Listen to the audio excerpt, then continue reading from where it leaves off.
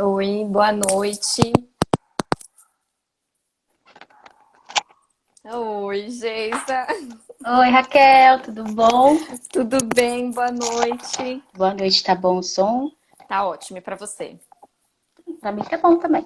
Como você Tá tá ótimo. bonita, que batom Ai, muito lindo. obrigada. Obrigada. Bom, Geisa, como a gente já tinha conversado, eu agradeço muito a oportunidade que você me deu de eu conhecer a sua história, mais ainda de você permitir que a gente conte para as mulheres aqui e para os homens também aqui no Instagram. Eu espero que você se sinta muito à vontade. Você fala do que você quiser, da forma que você quiser, daquilo que te deixa à vontade. Tudo bem? Tá bom.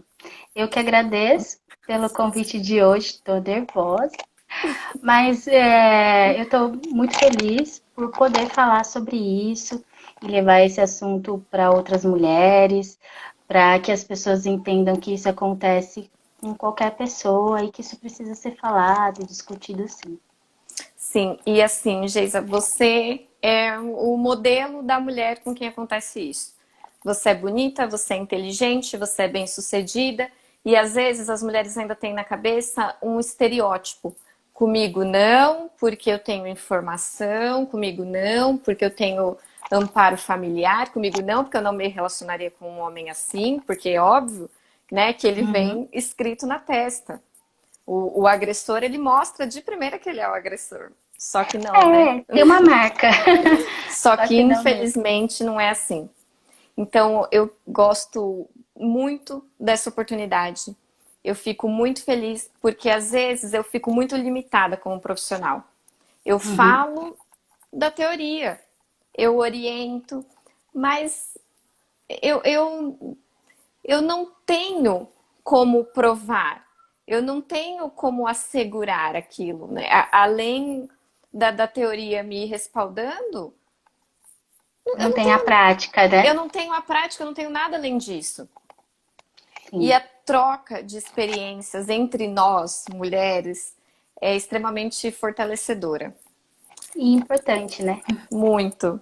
Geisa, por favor, conta um pouquinho da sua história pra gente. Olha, eu queria começar lendo um trecho de um texto que eu fiz numa ocasião. E eu queria ler um trecho que eu achei que se encaixa bem para resumir essa ópera toda. À vontade. Então vamos lá. Vivi durante anos em um relacionamento onde aos poucos minhas vontades, desejos, gostos, amizades, pensamentos, convicções foram sendo apagadas. Ao contrário do que muitos pensam, a violência não começa com socos e chutes e pontapés. São doses homeopáticas desse veneno que é muito bem administrado pelo agressor. Primeiro, ele te conquista. Fala todas as coisas que você quer e precisa ouvir. Ele te encanta, te salva, tira sua dor, até se indigna por você. Depois, ele te faz acreditar que ele é a única coisa boa que você tem. Que somente ele pode te fazer feliz. Que mais ninguém se importa contigo. Nem sua família, nem seus amigos, que, aliás, nunca são pessoas boas o suficiente para ter o direito da sua amizade. Quando você menos espera, vem o encarceramento. O encarceramento em si, as proibições, tudo que você faz é errado, é indecoroso e que não é um comportamento adequado para uma mulher direita e casada. Todos os movimentos e ações são sinais de que você está interessado em alguém, de que tem alguém ou que está correspondendo a alguém. E daí você passa para o papel sem fim de tentar provar sem sucesso algum sua honestidade. E nesse momento, o seu salvador passa a ser seu próprio encarcerador. Bem, comecei por aí. Quando você escreveu? Eu escrevi no ano passado, tem um ano e meio já que eu escrevi esse texto. Tenho uma coleção de textos aqui, que quem sabe um dia vai virar um livro. Vamos trabalhar Foi para lindo. isso. Obrigada. Bem, vou contar um pouco da minha história, tá? Eu me casei muito jovem, com 17 anos. Eu não me casei, eu fugi de casa. E fugi de casa mesmo.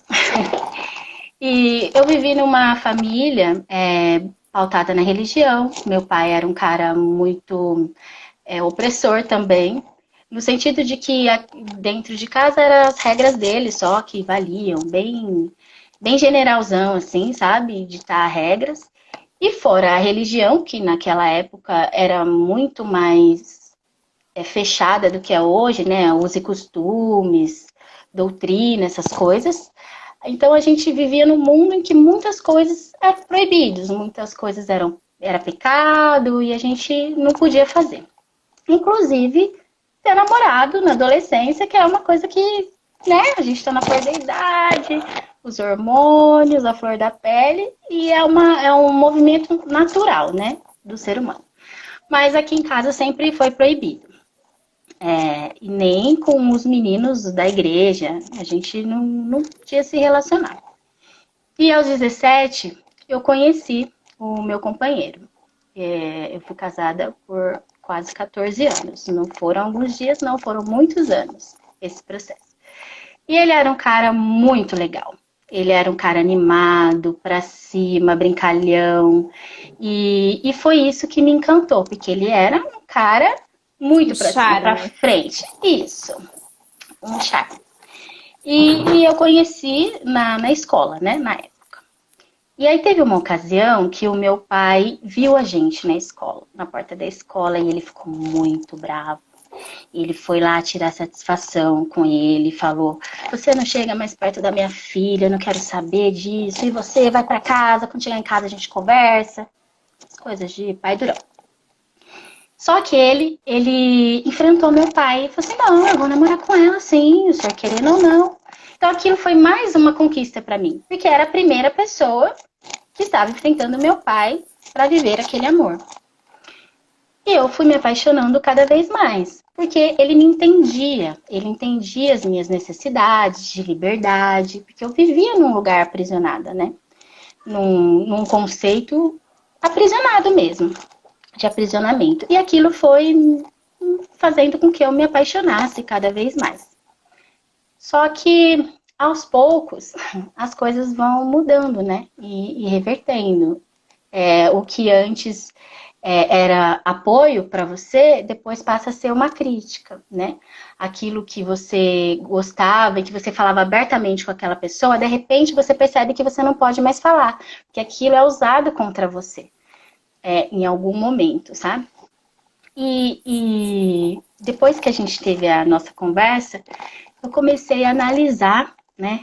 Quando que começaram os primeiros sinais, assim, de abuso. E eu percebi que foi quando eu comecei a trabalhar. Porque quando a gente começou a namorar, né? Por eu ter ido embora de casa, eu automaticamente também me desvencilhei da igreja. E o meu núcleo eram as pessoas da igreja, meus amigos de infância, minhas amigas eram as pessoas da igreja, exceto uma ou outra da escola. Mas a maioria todo mundo era da igreja. Então, eu já fiquei meio que isolada nesse aspecto. Eu não tinha já mais meus amigos. E minha família, por ser contra, também demorou um tempo para eles fazerem parte da minha vida, depois de casada, né? Porque recusaram. Assim. Porque meu pai era contra, minha mãe era contra. Então, meus pais não iam na minha casa. Eu ia para casa deles, mas eles não frequentavam, não era algo que eles gostavam, que eles sentiam orgulho, enfim, né? De participar daquilo. Mas aí, aos poucos, também a gente foi construindo a nossa vida e conquistando as coisas, trabalhando, as coisas materiais mesmo. E eu acho que aí meu pai pensou, nossa, né? Não tem jeito, tá dando certo, vamos apoiar. E meu pai foi a primeira pessoa que começou a ir na minha casa. E ele ia todos os dias. Meu pai, ele era muito presente na minha casa.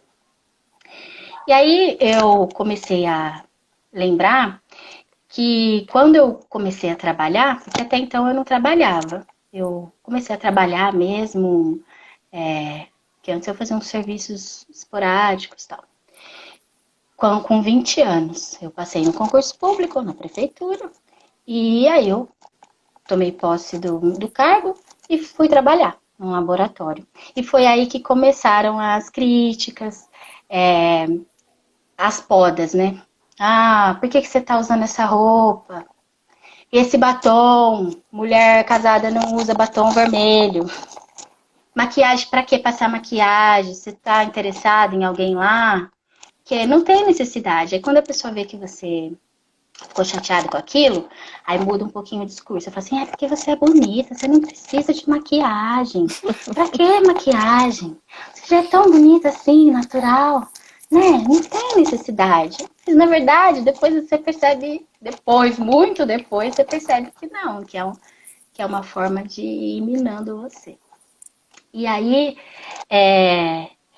eu lembro de uma ocasião que, assim, lá nesse lugar onde eu fui trabalhar, era no laboratório. E a média de idade das pessoas que trabalhavam lá era na faixa dos 40, 45. E eu tinha 20. Então, para mim, eles tinham a idade dos meus pais, né? Então, eram todos muito velhos para mim. Hoje eu já não penso mais assim, mas naquela época eu pensava. E aí tinha um cara lá que ele era muito engraçado. Ele era muito engraçado e todo dia ele chegava e contava umas histórias doidas. Ele era muito alegre, extrovertido, pra cima, sabe? Animadérrimo. E era uma equipe, a gente estava manipulando, né, os materiais dos exames. E ele chegou contando uma piada dessas que a gente escuta no rádio, sabe? E todo mundo deu risada, que era uma piada engraçada. Não vou me lembrar da piada agora, mas era uma piada engraçada, super engraçada. E a piada era uma coisa que fazia parte da minha infância, porque a gente não tinha TV, não tinha videogame, não tinha nada disso. Então, uma forma da gente passar tempo era piada. Meu pai contava bastante piada pra gente. E aquele dia eu cheguei em casa, eu contei a piada. Porque, foi muito engraçado. E ele não riu. E ele fechou a cara e falou assim, é pra isso que você vai trabalhar? Você deixa sua filha na creche pra ficar lá no seu serviço de putaria? Porque era uma piada de duplo sentido, mas era uma piada, gente. Deixa eu só pontuar, Pode Geisa. falar. Só para quem não entendeu o que aconteceu, a partir do momento que ele enfrentou seu pai, ele disse, ela não é sua, ela é minha. Ele rivalizou. E a partir do momento que ele viu que você tinha vida, porque você não trouxe que você ficava lá sentado 8 horas, fechada no cabresto. Nossa, eu tenho colegas, eu me divirto, eu não trabalho só porque você precisa de dinheiro. Eu trabalho porque eu gosto, porque é legal. Quando ele percebeu que você tinha uma vida além dele, pronto. Aquilo ali feriu. E porque também já tínhamos passado 3 anos de relacionamento. E eu já não tinha mais contato com as minhas amigas da escola, por exemplo, porque nenhuma prestava. Porque todas elas tinham inveja do nosso relacionamento. Porque qualquer opinião que elas falassem é por conta disso. Elas tinham inveja, porque elas estão me querendo, você não percebe isso, estão fazendo isso só para acabar a nossa relação. Então, eu já tinha me desvencilhado dos meus amigos. Eu já estava vivendo só ali aquele mundinho. Apesar de eu ir todos os domingos almoçar na casa da minha mãe, que sempre foi uma tradição para mim, eu sempre fui, não era a mesma coisa. Assim, eu não levava meus problemas da minha casa para minha família. Ele ia? Não. Ele não vinha porque ele não se sentia à vontade, de acordo com ele. Ele achava que todo mundo olhava torto para ele, que estava todo mundo encarando ele, que ninguém queria a presença dele. Talvez não quisesse mesmo. Mas enfim, ele não vinha, era muito raro. E quando ele vinha, eu ficava desconfortável, porque aí eu não tinha liberdade com a minha família. De conversar, de fazer piada, de falar bobagem, né? Então, geralmente, vinha só eu e minha filha mesmo. E aí, eu percebi, né? Hoje eu percebo, naquela época eu não percebi, que esse fato do meu trabalho, além dele perceber que eu não tô aqui só, né? no cabresco, tinha pessoas do qual ele não tinha domínio. Ele não sabia o que estava sendo falado ali, que tipo de conselho que eu recebia ali, o que eu falava ali para eles, ou o que eu recebia deles, né, de conversas nesse assunto. E eu não falava, ninguém sabia da minha vida. Mas a pessoa não sabe, então para ela dá medo, né? Dá medo, porque eu tenho você, já consegui te aprisionar. E agora tem um campo ali do qual eu não tenho acesso. Então, foi aí que piorou bastante a situação, assim, de agressividade mesmo, de julgamento, julgar todos os seus atos, nada é bom, nada do que você fala, sua opinião é importante, você só fala bobagem, o que você tá falando? Ai, que idiotice, nossa, nada a ver. Sempre para tirar o E seu valor. sempre para tirar o meu valor. Parei de estudar não, eu já tinha completado o ensino médio, né? Mas aí trabalhando nesse local, as pessoas me incentivaram a fazer um curso técnico de bioquímica, que é um universo fechado lá, né? E aí eles, não, faz um curso técnico, bioquímica, na ITCAP, você é inteligente. Realmente, eu passei no vestibulinho e comecei a fazer, e eu fiz só 6 meses, porque era um inferno, todos os dias tinha briga. Porque se eu chegasse mais cedo, por que você chegou mais cedo? Se o ônibus demorava 5 minutos a mais, porque eu tinha que vir lá dos Amarais até aqui a minha casa, que é no Campos Elíseos, de ônibus, eram 2 conduções à noite. Então, se o ônibus atrasasse, por que você chegou 5 minutos mais tarde? Ah, mas por quê? Você matou a aula? Que você está chegando mais cedo? Não, você não está indo para estudar? Está indo para se divertir? Então, era um inferno tão grande que eu falei assim, não, eu vou abrir mão. Porque não dá, eu tenho ainda mais 2 anos para fazer de curso, não tem condição de eu ficar 2 anos passando por isso. E aí, como minha filha era pequena, era sempre isso usado como uma moeda de troca, assim. Quer dizer que você deixa sua filha aqui para ir para a escola, para matar a aula? Geisa, o que você usava de desculpa para você mesma? Ah, para eu mesma? É que... Não, que ele se importava, eu acho que era isso. Que ele se importava, que ele Que me era pela amava. família. Também, porque aí tem o peso da religião, né? Porque eu passei a vida inteira ouvindo que casamento era para sempre. Mesmo que o meu casamento não era de verdade, né? Porque não foi lá no papel, no cartório, não fui na igreja, não entrei de véu e de grinalda. Para mim era um casamento. Era um casamento. Sim. E era para sempre. Tinha que ser para sempre. Eu tinha que fazer aquilo dar certo. Entendeu? Ele ia mudar, eu ia conseguir fazer ele mudar, uma hora ele ia mudar, ele vai melhorar, ele vai me entender. Então, eu acho que essa necessidade que a gente tem de mudar o outro e também as questões sociais, que a gente vai enraizando na vida da gente, as culturas, né? As mulheres.